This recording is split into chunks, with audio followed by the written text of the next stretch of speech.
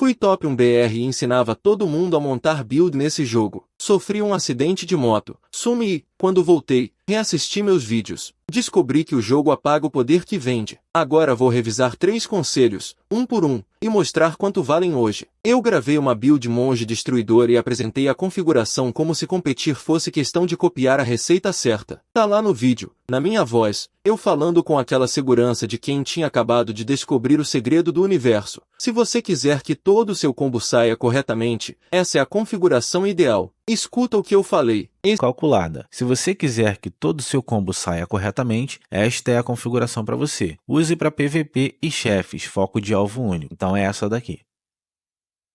Se sou eu, em 24, pois é a configuração ideal. Eu ensinava qual skill colocar enquanto o jogo ensinava uma coisa bem mais importante, bater ponto. Minha própria resposta de 29 de outubro de 2024 já registrava um evento de 5 dias que exigia gasto diário de 22.000 garnets na Dungeon Gold ou 13.000 na Silver. Não era só montar a build corretamente, era comparecer, consumir recurso e repetir no dia seguinte. O Silent TM resumiu a experiência de quem estava competindo de verdade. Ele contou que parou em janeiro mesmo estando no top 10 do servidor, porque o jogo estava ficando caro e exigia entrada diária em horários específicos, sem deixar o jogador participar quando pudesse. O comentário original tá aí. E o ponto não é que ele jogou errado. Pelo contrário, ele entendeu perfeitamente a regra da esteira. Quem beneficia com essa regra é a operação do jogo. Quando o evento tem dia e hora marcados, a ausência vira perda de progresso. Quem disputa ranking sente pressão para gastar garnetes continuamente. Quem perde um dia fica atrás. E quem fica atrás recebe o empurrão econômico completo, recarga, compra de pacote, gasto com recurso de progressão e reinvestimento para tentar recuperar a posição que o calendário ajudou a arrancar. Isso não caiu do céu. Alguém desenhou os horários, definiu o consumo diário e transformou presença em vantagem competitiva. O produto não é apenas a dungeon. O produto é a urgência. É um segundo emprego. Só que o vale-refeição vem em garnet e ainda é você que paga. E eu lá, meus camaradas da carteira vazia, vendendo a build monge como caminho para a imortalidade. Só esqueci de avisar que o verdadeiro boss era o despertador cobrando ponto e 22.000 garnetes por dia. E se o calendário já transformava o jogo num segundo emprego, eu ainda aparecia como gerente de recursos humanos da firma, ensinando a organizar stats como se isso resolvesse a progressão. Eu gravei e publiquei a seguinte promessa: essa questão da dor de cabeça da falta de stats é suprida pelos sets. Escuta o que eu falei. Esse sou eu, em 24. Também vai me dar. Então, essa questão da dor de cabeça, da falta de stats, é suprida pelos sets. Então, por isso que inicialmente você primeiro foca nas suas skills básicas, para depois pegar... Pois é, o consultor financeiro do Apocalipse explicava onde colocar atributo enquanto o anel já estava calculando quanto custava não desistir.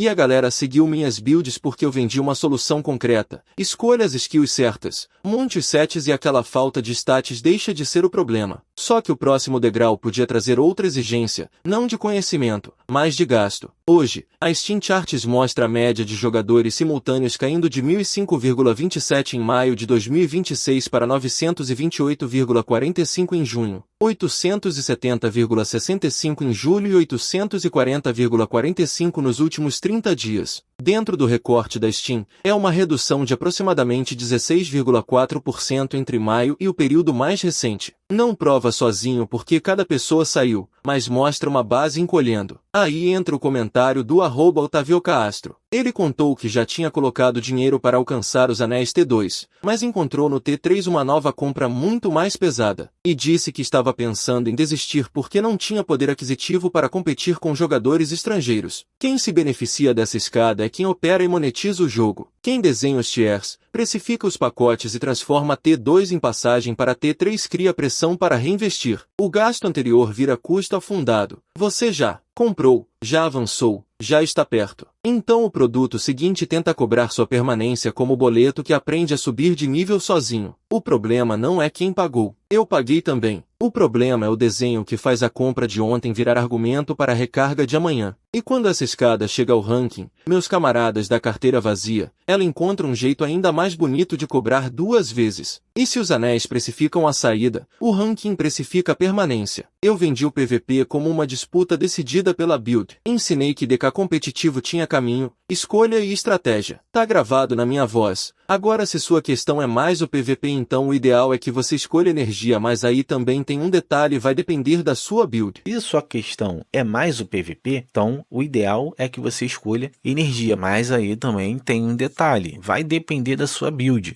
Como eu sou meio doido, vocês viram lá? Escuta o que eu falei. Esse sou eu, em 24. Pois é, eu coloquei isso no canal, a galera seguiu. E hoje eu preciso rir primeiro daquele meu eu de 2024, o professor Pardal do DK de energia. Porque em 4 de junho de 2025 eu mesmo admiti, numa resposta do canal, que Dark Epoge era muito P2W e que eu tinha cachado muito naquela conta usada nas gravações. A build podia importar, mas eu vendi como centro competitivo aquilo que a economia do jogo transformou em coadjuvante. O Rutruzi resumiu o problema no comentário. Segundo ele, não basta investir para deixar a conta forte. Para permanecer no ranking de PVP, ainda dá para pagar por partidas extras e acumular mais pontos. Ele também descreveu a mesma lógica no VIP. Você progride colocando cash e depois encontra outra cobrança para resgatar benefícios. É compra em cima de compra. Igual boleto que cria boleto e ainda manda o boleto filho morar na sua casa. E aqui está a escolha de design que interessa. Quem montou essa economia separou a competição em 2 produtos. Primeiro vende poder para sua conta conseguir competir. Depois vende volume de tentativas para esse poder virar mais pontos. Quem já fez gasto, recarga, comprou pacote ou avançou VIP precisa reinvestir, porque outro jogador pode comprar mais partidas e ultrapassar pelo número de tentativas. A próxima compra não entrega uma vantagem nova. Ela vira manutenção da posição que a compra anterior ajudou a conquistar. Então o ranking cobra 2 vezes. Cobra para você chegar competitivo e cobra de novo para você continuar aparecendo como competitivo. Eu gravei 15.419 aulas sobre escolher a build certa. Faltou só explicar que a skill suprema do ranking era escolher quantas partidas comprar. E é aí que a promessa termina. Não na build errada, mas num ranking desenhado para transformar posição em produto recorrente. Meu mago chegou ao VIP 10. Depois, minha elfa nova, gastando quase nada, alcançou o mesmo CP. Se eu tivesse gasto nela o mesmo, teria 10 vezes mais CP. A grana não comprou poder, alugou uma posição que o jogo apagou. Eu mostrei a conta. A matemática é sua. O que te prometeram e nunca entregaram? Conta aí. Tamo junto.